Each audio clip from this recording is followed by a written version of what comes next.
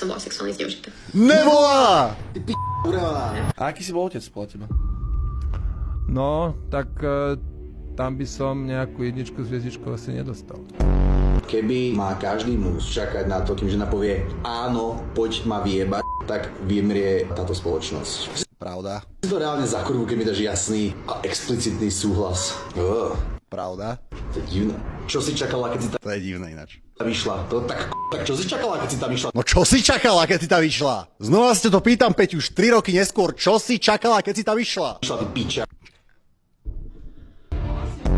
Ale opakovala, že chcem spať, že nech ma proste nechá, nech to na mne neskúša. On stále opakoval, že nie, veď nič nerobím, dále robím. Čo ty si bola ochrnutá? Si bola ochrnutá! Bola si ochrnutá, Peťuš! Vieš odísť z izby, ktorá nie je tvoja, ty piča? Nevieš odísť z izby, čo nie... Proste, ja som už pred 3 rokmi pričoval také facts. 0 lží bolo povedaných v tomto výstrižku. Chalán, ešte k tomu najebný chalán na dome, robí nátlaky. Som bola sexuálne zneužitá. Nebola! Ty urevaná. Ty Nebol. nie si obec násilnenia, ty hlúpa ofinatá, odporná. Ty nie si obec následenia.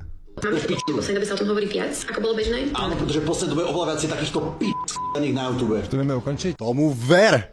Bože, ja som normálne zo seba nadšený. Ja som už pred 3 rokmi hovoril tak múdre a skvelé veci. Ja by som nemohol byť pyšnejší na svoju verziu z pred 3 rokov.